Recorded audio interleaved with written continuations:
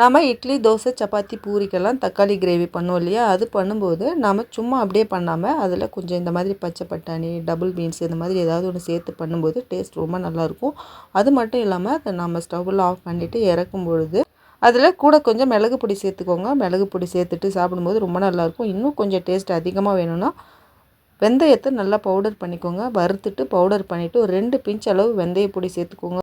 இதனோட டேஸ்ட்டும் ரொம்ப நல்லாயிருக்கும். நீங்கள் இந்த பொடி போட்டு பண்ணும்பொழுது, வெந்தய பொடி போட்டு பண்ணும்போது வீடே அவ்வளோ வாசனையாக இருக்கும். ட்ரை பண்ணி பாருங்கள்.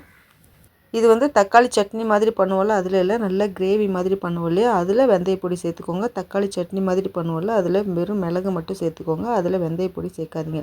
நம்ம லெமன் ரைஸ்லாம் பண்ணும்பொழுது அதை வந்து நம்ம உடனே சாப்பிட்ற மாதிரி இருந்தால் ஓகே. இதை லஞ்ச் டைம் வரைக்கும் நம்ம எடுத்து வச்சு சாப்பிடும்பொழுது என்ன ஆகும்னா, ரொம்ப ட்ரையாக இருக்கிற மாதிரி இருக்கும். முழுங்கும்போது தொண்டையே அடைக்கிற மாதிரி இருக்கும். அந்த மாதிரி ட்ரையாக ஆகாமல் இருக்கிறதுக்கு நம்ம லெமன் ரைஸ் பண்ணும்பொழுது தாளிச்செல்லாம் முடிச்சதுக்கப்புறம் ரைஸ் எல்லாம் போட்டு ஒன்றா கலந்ததுக்கப்புறம் கடைசியில் லெமன் வந்து பிழிஞ்சு விடுங்க. பிழிஞ்சு விட்டு அப்புறமா கலந்துக்கோங்க. இந்த மாதிரி கடைசியாக பிழிஞ்சு விட்டு சாப்பிடும்போது நமக்கு ட்ரை ஆகவே ஆகாது. நீங்கள் லஞ்ச் டைமில் நைட் வரைக்கும் அதை வச்சு சாப்பிடும்போது கூட லெமன் ரைஸ் ரொம்ப ட்ரை ஆகாமல் அப்படியே இருக்கும்.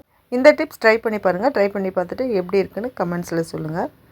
நாம் சத்து மாவு, உளுந்து கஞ்சி இந்த மாதிரிலாம் அரைக்கும் பொழுது நம்ம என்ன பண்ணுவோம், அதில் முந்திரி, பாதாமெல்லாம் சேர்ப்போம்.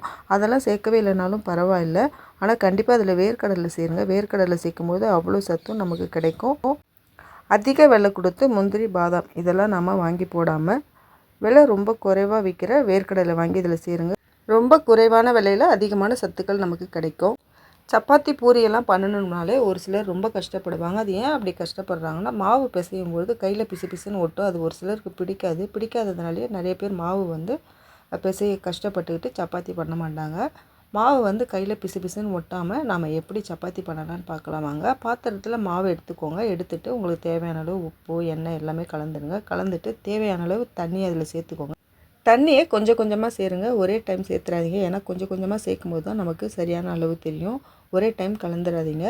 இந்த மாதிரி ஃபோர்க் எல்லார் வீட்லேயுமே இருக்கும். இந்த மாதிரி ஸ்பூனில் நீங்கள் இந்த மாவை அப்படியே கலந்துகிட்டே வந்தீங்கன்னா ஒரு நிமிஷம் போல் இந்த மாதிரி கலந்தீங்கன்னா எல்லா மாவும் ஒன்றோட ஒன்று சேர்ந்துடும். சேர்ந்ததுக்கப்புறம் இந்த ஸ்பூன் எடுத்துருங்க. எடுத்துகிட்டு இதுக்கப்புறம் நீங்கள் கையில் மாவு எடுக்கும்பொழுது கையில் உங்களுக்கு ஒட்டவே ஒட்டாது. நீங்கள் வந்து கையில் கொழுக்கட்டை மாதிரி அதை பிடிச்சு பார்க்கணும். பிடிச்சிட்டு உதுத்து விடும்போது அது உதிர்ந்து போகவே போகக்கூடாது. நம்மளுக்கு கொழுக்கட்டை மாதிரி அப்படியே நிற்கணும். அது வந்து சரியான பக்குவம். நம்ம தண்ணி கரெக்டான தண்ணி சேர்த்துருக்கோன்னு அர்த்தம். இப்போ நீங்கள் கையில் எப்போவும் மாவு பிசைகிற மாதிரி பிசைஞ்சிங்கன்னா உங்களுக்கு கையில் கொஞ்சம் கூட ஒட்டவும் ஒட்டாது. மாவும் வந்து குயிக்காக நமக்கு பிசைஞ்சு முடிஞ்சிடும். நமக்கு சப்பாத்தியும் நமக்கு ரொம்ப சாஃப்டாகவே கிடைக்கும். நம்ம கையில் எப்படி அழுத்தம் கொடுத்து பிசைஞ்சால் நமக்கு சாஃப்டாக சப்பாத்தி கிடைக்குமோ அதே மாதிரியான சப்பாத்தியும் நமக்கு கிடைக்கும்.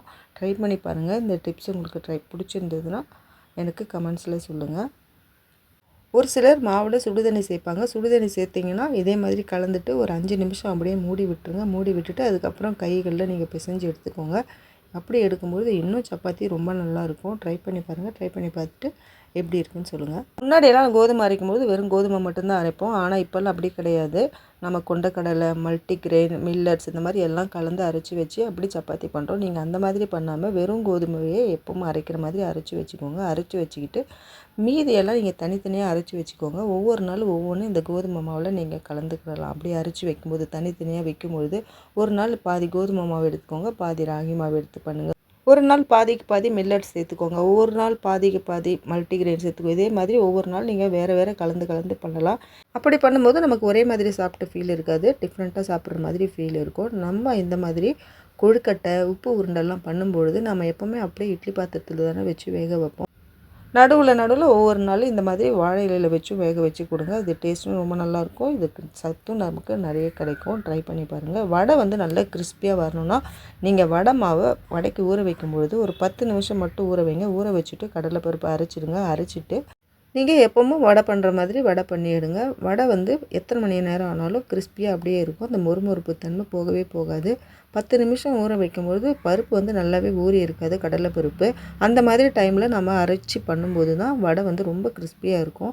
இந்த டிப்ஸ் ட்ரை பண்ணி பாருங்கள். நாம் இந்த மாதிரி முந்திரி பருப்புலாம் வாங்கும்பொழுது என்ன பண்ணுவோம், முழுசாக வாங்கிட்டு வந்துடுவோம். வாங்கும்போது உள்ளே ஓப்பன் பண்ணி பார்க்கும்போது ஒரு சிலதில் பூச்சிலாம் இருக்கும். அந்த மாதிரி ப்ராப்ளம் நமக்கு வராமல் இருக்கிறதுக்கு மார்க்கெட்டில் வந்து பார்த்திங்கன்னா இந்த மாதிரி உடைச்ச முந்திரியை கடையில் விற்கிறாங்க. நம்ம முழுசாக வாங்க எப்படியும் அதை நம்ம உடைச்சி தான் சமைக்க போகிறோம். அதுக்கு இந்த மாதிரி 2 உடஞ்சிருக்க முந்திரியை நம்ம வாங்கலாம். இந்த டிப்ஸ் எல்லாம் உங்களுக்கு பிடிச்சிருந்ததுன்னா ஒரே ஒரு லைக் மட்டும் கொடுங்க. அடுத்து வேறு ஒரு நல்ல டிப்ஸோடு உங்களை பார்க்குறேன். தேங்க்யூ.